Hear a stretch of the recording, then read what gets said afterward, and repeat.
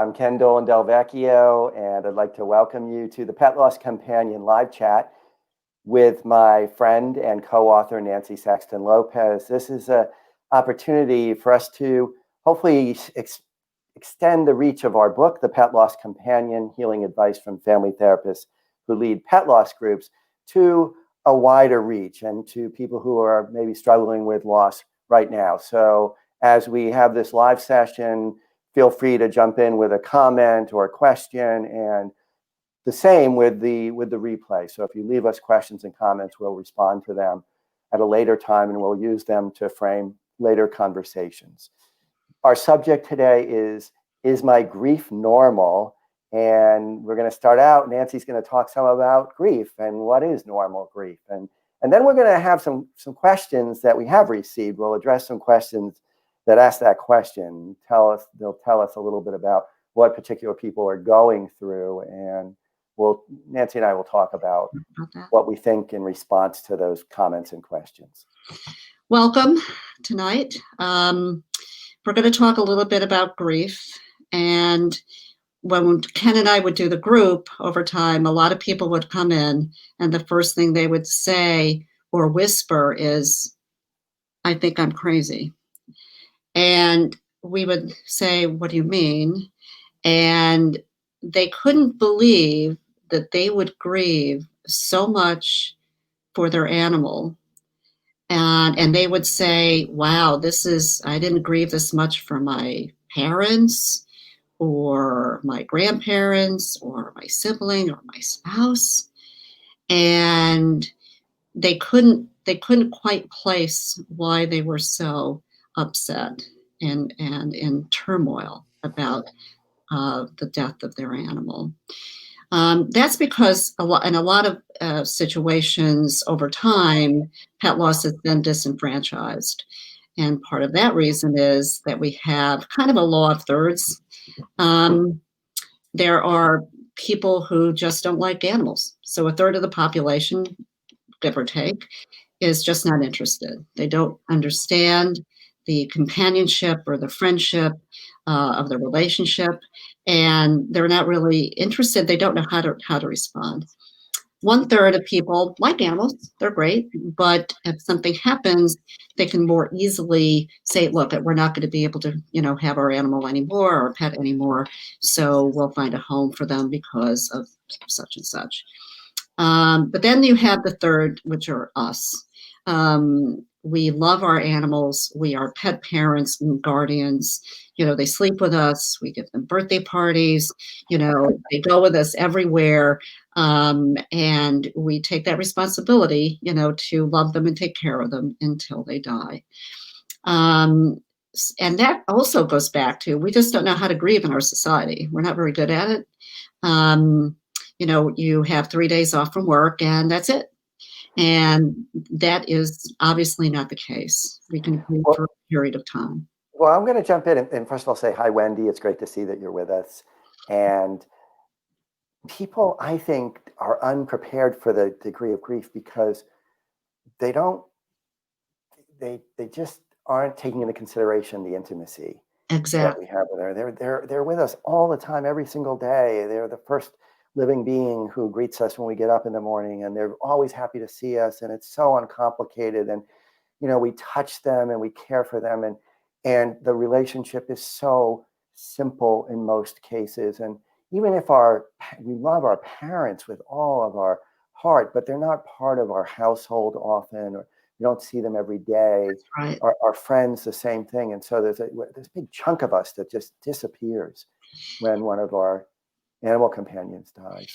They get woven into the tapestry of our lives. We do. It is a very intimate relationship. And that's what we would tell people, right? It's the relationship you grieve. Mm-hmm. It doesn't matter if it's 2 legs or 4. It's the relationship. And a lot of people don't understand that relationship because obviously if they don't have that affinity for animals, they don't get it. And then at some point another time we'll get into what to say and not to say to people who mean well, but say the wrong thing. So you're not crazy. Your emotions are valid.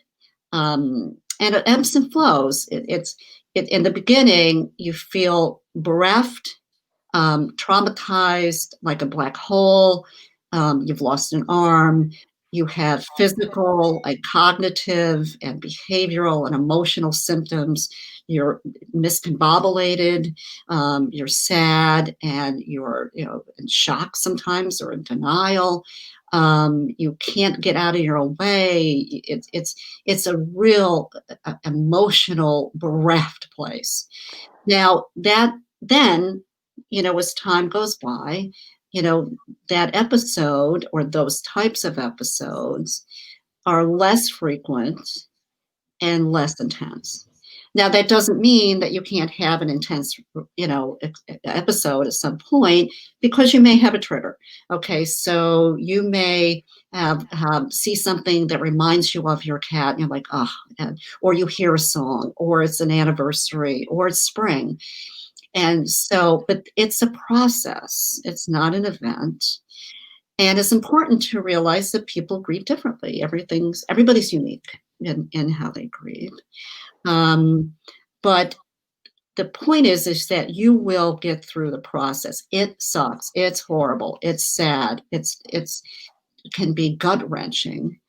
But over time, you do work through it. To kind of get to the last task is to kind of integrate it into your life.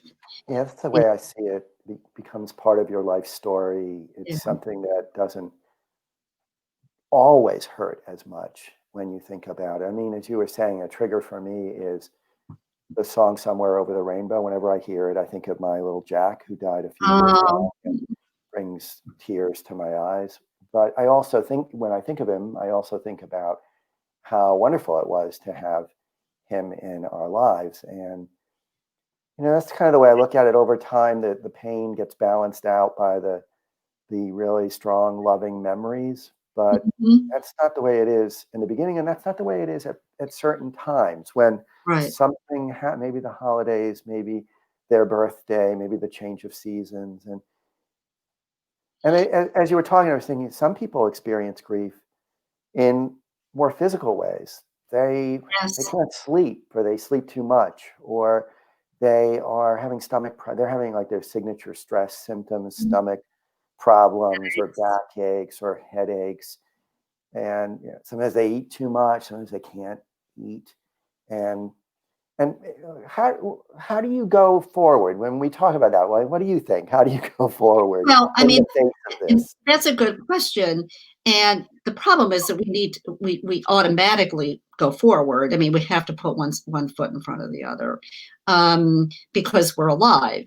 We are suffering and we're grieving, but it's helping us, in taking care of ourselves. I think that that's, one of the most important things. But the problem is you don't want to take care of yourself at that time. You don't want to eat right. You don't want to get up. You don't want to talk to anyone. You are crying all the time. You isolate. And so it's a very difficult balance to try to, get up and to try to exercise, or to try to eat right, or to, be gentle, take it easy. Don't make any big, choices, or decisions. Maybe changing routines help. I had a couple who left their bedroom and slept in their living room for a period of time. I had someone who came in a different door at a different time, so that his dog, who wasn't there anymore, he did not have that exposure or experience. So it's also learning coping mechanisms. But you also don't want to share with people, or you have to cautiously share with people, because some won't understand, and Well, make it harder. yeah, I've had situations where people regretted sharing at work because their supervisor, after hearing how sad they were, thought that they were inept Mm, and felt like there was something wrong with them, which of course is not true. But it goes to show you how differently people think about this kind of loss in particular. mhm. And you have to be protective, unfortunately. So you want to get people around you that are supportive, and hopefully you do have some people that are supportive of you. And so it's going to happen. Time will heal. And people don't want to hear that because they're too much in pain, right? They want it over. They don't want Well, that pain anymore. yeah, that's very tricky because like we're trying to give people that idea and that understanding, but it also isn't the kind of thing you'd want to say to somebody who just lost Right. their pet. You wouldn't want to say, hey, you're going to feel better in a little while. Or you wouldn't want to say many kinds of things that people frequently do, like they're in a better place or Oh, yeah. something like that, because it really is going to come across as being kind of dismissive. And it's almost like you're taking care of your own feelings. It's just important to let people feel what they do. And we have a comment Wendy says is a sense of guilt that people feel because they're laying on this judgment about how come I feel so badly about this. And one of the things that it's so important, it's such an important comment, is we just have to be gentle with ourselves. We Yes. have to be able to say, I'm not going to add layers of pain on top of the pain that I already feel. I'm not going to add layers of judgment, hostile judgment on top of what's already a very distressing time for me. It's We want okay. to be kind to ourselves. Yeah, you have feelings. It's okay to have feelings. Yeah, which is not an okay, which, again, that's like to some people, that's news Yeah. about much of anything. And so it's something some people really have to do some relaxing in order to just be with those feelings. It can be just it'd be so unnerving that they feel so badly. They feel so bad. And unfortunately, that means how wonderful that relationship was. Sure, absolutely. Like, as we've said, grief is the cost of having loved, Yeah. and you may pay a heavy cost. Mhm. And that's part of living. That's part of loss is in I was told this as a young therapist, and I've repeated it a number of times, that loss is the elemental human experience. It is living over time means we're going to incur loss, and any relationships that we create are likely to become losses ultimately, because everything in life is nothing is forever. Nothing Right. is forever. Well, maybe we can move and we can talk some about these questions. Okay. So, and some of them are pretty severe and challenging. And this is I'll start with kind of a typical question. I cried my eyes out for about 2 days and then kind of snapped back to normal. My wife had been having crying jags for more than 2 weeks. Did I not love our dog enough? Is there something wrong with either of us? And these are such important things for people to get out and Right. to actually say, and then have a conversation with loving others about. And so I'll just say, look, no, you're both okay. Right. We do this Exactly. the way we do this. Yeah. And I'm actually in this camp of, like, when one of my pets dies, I tend to go like batshit, crying and screaming, depending. Like, I had a cat who I loved dearly, and when she died, it was so unexpected. And Tim had to come home.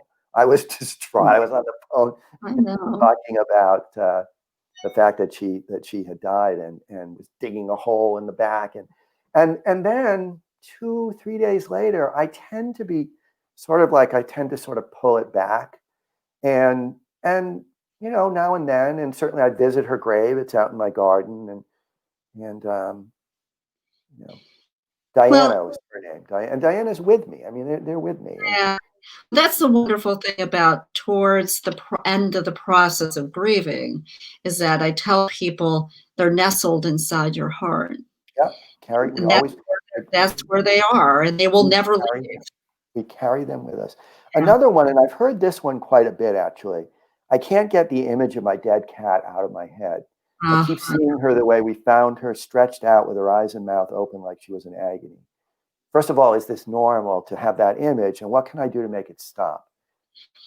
Well, you're not going to have the image. Unfortunately, if when you see something that traumatic, Yep. you're going to it's going to be seared in your memory initially, because that's the last time you saw something you loved so much. That was, so shocking to see, them dead in that kind of situation, or any time that they're dead, even in euthanasia, when you're planning it, when you see them that after they've died, that's the last image that you have. Now, that's not untypical. You will feel that. I mean, you will think, see it. I mean, there's no way that you're not going to see it. And over a period of grieving, then eventually what will happen is good and wonderful memories will take over, and that image will dull and kind of move away. It'll recede in comparison, right? That's right. Yes. And one of the things that I've told people is, don't fight the image. Right. Don't fight it, because anything you fight gathers energy. Exactly. It'll be more so. Yeah, and so don't fight it. Just let it be, and let your feelings be with that image that you have in your head, and cry and talk about it. And at a certain point, one of the things I've suggested to people is that at a certain point, get out other photos of your beloved pet, and let them kind of balance again. Maybe build a scrapbook, maybe look at videos, something like that. But the first thing is, I just think let it be. Like it, as you said, it will fade, it will recede if you just allow it. It's part of the story. It will, and the thing that I think it's important to understand is, it will lose its power. Yes, it will lose over time. It will lose its power, and it'll just be part of the story of your dear friend who meant so much to you.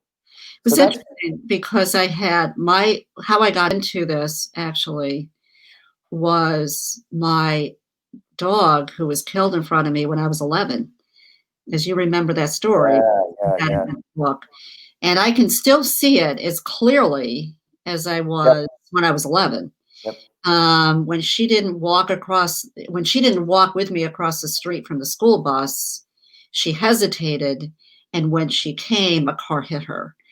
And so now I still obviously can pull that up in my memory, but she gave me something in her death that created what I'm doing now with you.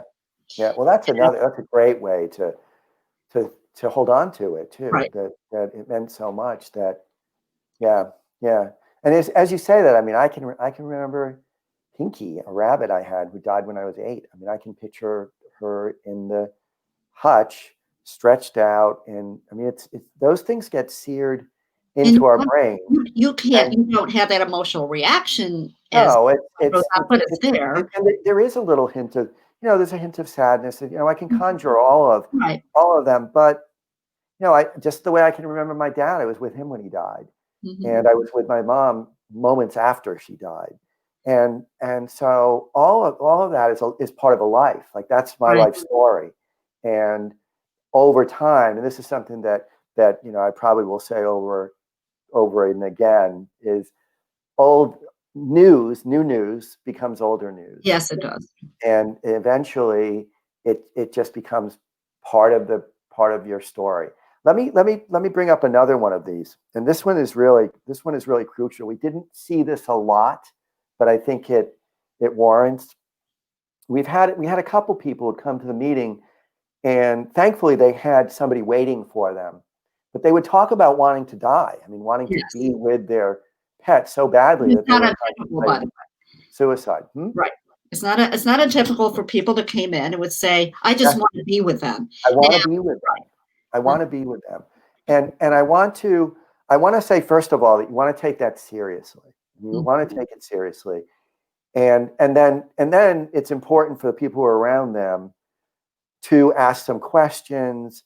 But one of the things I want to just put out right now is the National Suicide Prevention Lifeline, because Good. it's always a good thing to know that this exists. And it's the following number. It's 800-273-8255, 800-273-8255. I'll add that in a comment after the. And after as a person out there who is watching, Yes. you know, you're not being a professional. If you're hearing those comments, I don't want to be here. I want to be with my animal. I don't know if I can go on. I mean, as a professional, obviously, this is what we deal with. So we know we have a way of kind of, asking the right questions to see and assess that if that's the case. But if you have any thoughts about a friend or worries about a friend, concerns about a friend, it's okay to get that. Yeah, and the one thing I want to emphasize, as I always do when I talk about this subject, is there used to be a myth that if a person talks about wanting to kill him or herself, they're unlikely to do it. That the person who does it doesn't talk about it. And the truth is exactly the opposite. The people who actually do follow through with self-destructive behavior have generally talked about it with at least one or more people. And so the fact that they talk about it absolutely does not mean they're not going to do it, nor does it mean they are going to do it. It just means that those around them should take it seriously. Right. And they want to get them some support. And get them some support. Get them, ask them to get in contact with a professional who can help them evaluate what their level of risk is. I don't want to spend too much time on that, but let me just go on and I'll tell you, this came from a friend. I was taking a walk just a couple of days ago, and a friend of mine said to me, "I'm dead inside. I have had dogs, I've had cats, and I love them to death. And then when they die, I'm just like, I just kind of go on. Am I dead? No, they're numb. That's what you mean." Half joking. And I was like, and of course I said to her, "Yeah, you are dead inside. We've got to do something about it." No, that's not what I said. Yeah, right. They're numb. They just can't feel anything. Yeah, that's normal too. That's normal too. Some people go into this limbo place and kind of they're not able. Now, of course, we go into cultures, we go into families, we go, how do people grieve? How do they emotionalize, right? So Anglo, I come from an Anglo family. We didn't have any emotions. We were allowed to, so how do we deal with grieving as opposed to a family that's very robust and being emotional and can, access that and be demonstratively upset. So, but yeah, I mean, some people just they shut down, they become numb, they don't know what to do with their feelings. Yeah. So I just got a note that the video paused, and I hope it's back. I don't know if it is, but hopefully it's back going. It seems to be going live. Okay. So anyway, we'll keep going. So I mean, that's the way I look at that is we're all different. Yeah, we're all differently. There's no right or wrong. No, there's never any right or wrong in how you grieve or how you feel or what you believe in. Yeah. So and one more. And this is another one we've heard a lot. Our surviving dog seems to be grieving too. Yeah. She mopes. She stares at our deceased dog's bed. Isn't eating very well. Is she grieving too? And how can we help her? Yes. Yeah. And that animal's gonna go through the same thing that you will. Yeah. I remember when Tashi died. This is way back, many years ago, and Noelle would just go out and sit in the middle of the lawn in the back, and she didn't know what to do because she would follow Tashi around and to urinate, and she just sat there. She was, confused. And so it's very common for another animal to grieve, the one that's doesn't always happen by any means, but sometimes it does. And the way that I think about that is, how do you help them? You love them. You support them. You just love them. You give them extra attention. You cuddle them. You talk to them. you do all the things that would help anybody who is grieving. And just like you said, I mean, many animals will go through their own period, just like people will, and it will look however it looks. It is interesting that the connection some animals have. The day that Lulu, our Lulu, was dying actually. Fred, who was her companion for their lifetime, licked her all day. He licked her all day. He had never done that. And he just sat and licked her. And that night, we knew that she had cancer, and we knew what to look for. And she had a seizure and she vomited. And that was the indication that her cancer had spread to her brain. And so, but then we realized that that was kind of Fred saying goodbye to her. You know? Yeah. I mean, there's a lot more going on in animals' relational life and in their emotional life than we might very well give them credit for. I mean, to me, my experiences with many different kinds of animals tells me that they are so much more similar to us than they are different. Oh, yeah. But, I mean, grieving is normal. Emotions are normal. Be gentle. Let them be. If you repress them, you could easily become depressed. And we don't, you don't want to, and you're going to be depressed already, but you could be more due to deep depression. Well, even that question, I think, is a good one, Nancy, maybe the one we can sort of wrap up with. And in fact, I have that down here as well as something that was asked. And that is, I've been basically incapacitated for almost a month. Is this normal? And of course, we need to know what incapacitated meant. It's real, what it means, right? But the way that I always look at this is, if you cross the boundary of 2 weeks, when you have not been able to crack a smile and you have not had any moments of relief, then you deserve, or been able to do anything. Yeah, then low energy.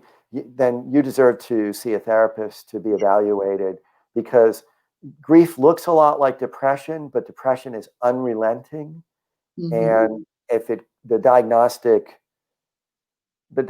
criteria says that if you go 2 weeks without any ability to rise from it, to be roused from it, then you deserve to get some professional help. And there should be absolutely no stigma for that. No.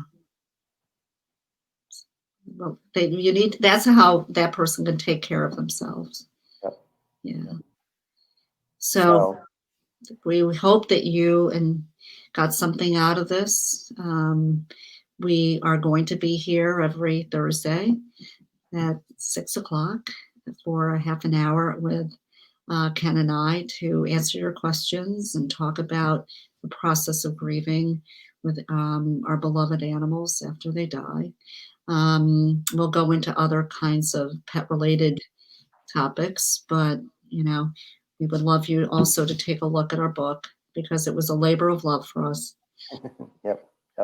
And if you find this useful and you want to see the previous videos, you want to listen to the recordings, they're on Anchor and a number of other podcasting services. And also you can go to the Pet Loss Companion on YouTube and see these videos and some related videos as well. And if you find value, if you would subscribe, you'll be then kept up to date on what's coming next. So we look forward to you joining us, and we'll look forward to talking with you again next Thursday at 6:00. Be gentle with yourselves. Take care. Bye.